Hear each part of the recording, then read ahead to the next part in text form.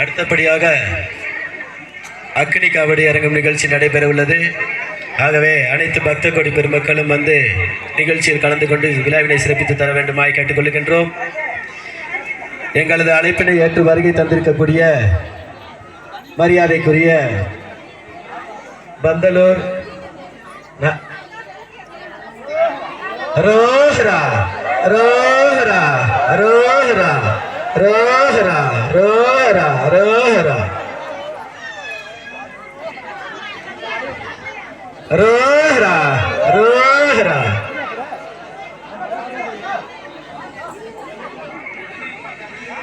எங்களது அழைப்பினை ஏற்று வருகை தந்திருக்கக்கூடிய பந்தலூர்